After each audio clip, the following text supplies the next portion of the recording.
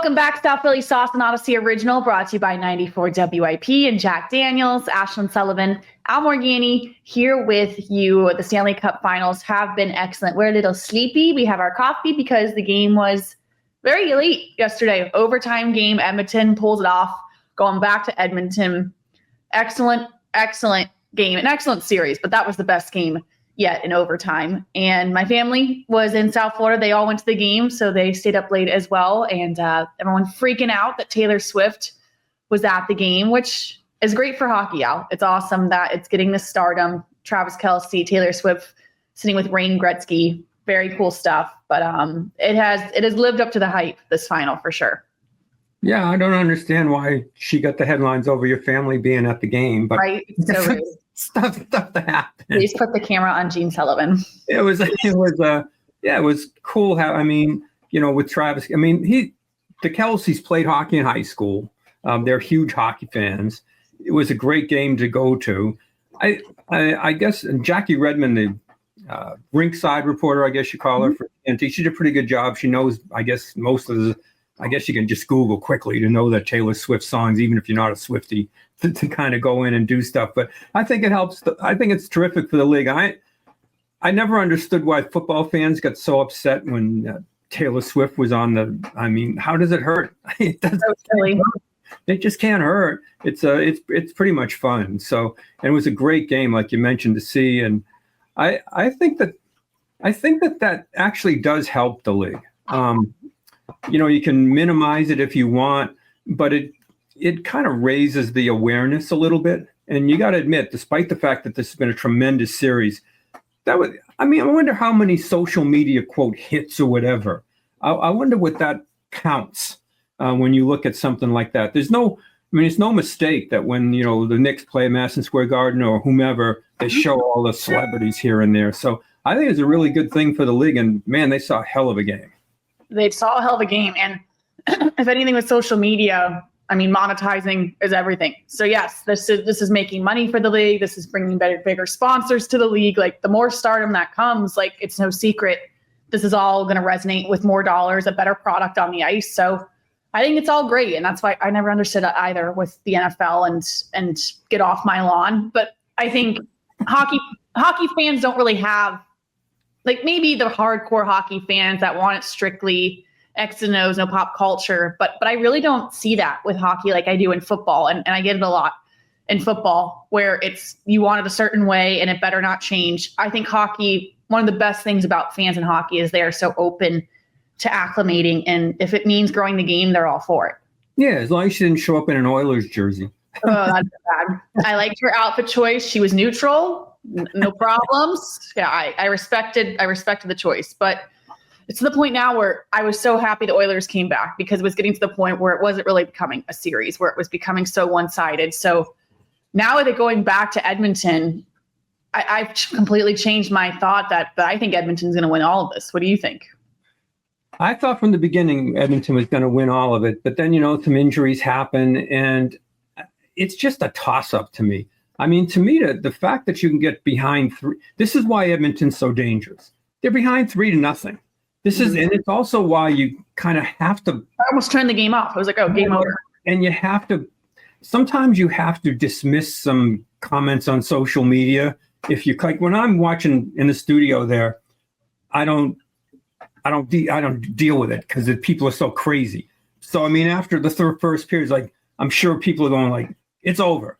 Done. And I'm like, I don't know. This is the issue with Edmonton. When you've got Draisaitl and you've got McDavid, you're just never out of it. Just with 5 minutes left, you're not out of it. It's a crazy dynamic with that team, and it's more credit to them. They just a horrible first period. And I can understand people saying they're done. Look at them.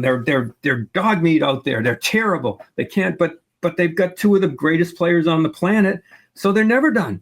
They're just never done. And even if they have subpar goaltending for it, they're just always if there's 2 minutes left and they pull the goaltender, it's like, this is not impossible. So it's going to be, I think it's going to be a great series. It's one of the best final ever. It really is when you look at least what I can remember. Yeah, at least the past 5 years, it's been the most entertaining for sure. Oh, it's been, and comparatively to, look at it. You look at the World Series, look at the Eagles won the Super Bowl, but if you weren't an Eagles fan, it wasn't that exciting. Right. It's a runaway. So this has been high drama on what's gone on in this really high entertainment level. All that stuff really has worked in their favor. We'll see if it works in the numbers, the quote small markets or whatever. But I think it's starting to get some traction just in the case of like, you got to tune this in. This is pretty entertaining stuff. Yeah, something you want to watch, which is awesome stuff for the league. And I wouldn't say not the best news for the Flyers is the goaltenders in the finals and the chaos of that. And it just seems to happen where a player comes to Philadelphia, they move on and they and I truthfully, I don't even think that's hockey. You see that so much in all the sports in Philly. It's like people are so scared to let them go because, like, example, we talk about this all the time with the Eagles and Josh Sweat, the pass rusher. Like, everyone knows he's going to go light it up with his new team. And it's like you almost just don't want to watch. Yeah, I mean, you got ex-Flyer goal. I mean, Pickard was, I didn't think he was very good here when he came in and play goal. But, I mean, the Flyers have had so many. I mean, you look at Stolarz in Toronto. I mean, they've just gone through so many goaltenders. And it's a difference when you're like the backup. The Flyers are trying these guys to see if they could be the guy or whatever. And it just didn't work out. But you're never going to go over Bobrovsky. It's just... No. It'll never get better. No, you're just never going to get over Bobrovsky. It's just, no matter what happens, it's always going to come back and say, we have this guy. It's like, you're never going to, how many times we watch a game, we look at Makar, the defenseman, say, Flyers could have had him. Well, I had this guy. So, and I'm sure Ed Snyder's whirring in his grave every time you hear Ed Snyder made him go get rid of Bobrovsky. It's like, yeah, it's like, it was a horrible decision. That even at the time, people are like, oh, I don't know about this. And sure enough, he's turned into like, you watch him play, it's like he's just money. And that's, I don't know that it's a horrible thing. Sometimes these issues with franchises, it kind of builds up a scar tissue. It's like a talking point all the time. So it lends some more kind of drama to what's going on, and you got a history of what's gone on. So I mean, as much as I think people kind of root for him. It's like the fans are all like, we were with you, we're with you here. So I mean, it's a good thing that at least there's some. If you can't get to the final, if you can't get there, at least there's some kind of like the 7 degrees of connection. You've got some connection with what's gone on in the Stanley Cup Final. Yeah, that is true. You know it, and you've seen it before. So yeah, it's I just don't think that one's ever going to get better. But something that's definitely exciting is Matvei Michkov. I mean, we knew with Rookie of the Year that was going to be upsetting that he was in it the whole year, but to make the All-Rookie team, really exciting stuff there, and definitely worth the accolade. Yeah, the All-Rookie team. I mean, you knew he's going to. Yeah. What's interesting to me is Cutter Gauthier is there also. Yeah. So you got Gauthier, and we kind of knew at the end of the year that Hudson was going to get the Rookie of the Year. So I mean, but it's good that the Flyers have him, and I think everybody paying attention to what they have to do now to kind of optimize him, to get him to be a star player. What they have to do to get around him. So it's great that they have a player like that gets that recognition.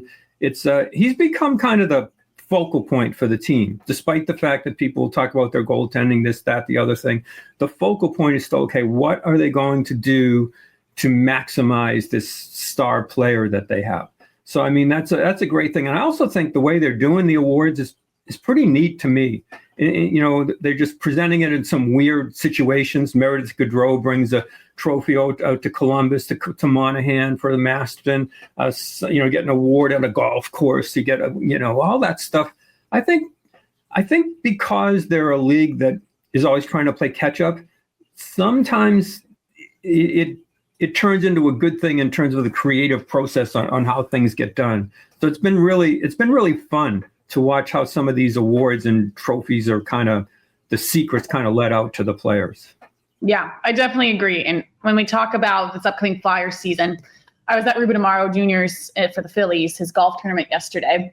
And I had so many people coming up to me about the Flyers, which is awesome. I love when people come up, and no matter what event we're at for another sport, there's always Flyers fans. And they were asking about the draft, and I'm sure you get the same thing. I get the same question every single time, and rightfully so. It's like, okay, well, what free agents are we getting? Like, where are the big guns? Like, and we're doing it this year, right? I'm like, hey, like, I totally get the question. And Claude Giroux have a free with a big question mark. That was brought up, but fans are just, and I can't blame them. They want something to be excited about. And I think it is going to take that big free agents, but I also see both sides where it simply just might not be the time to spend that money to bring him in right now.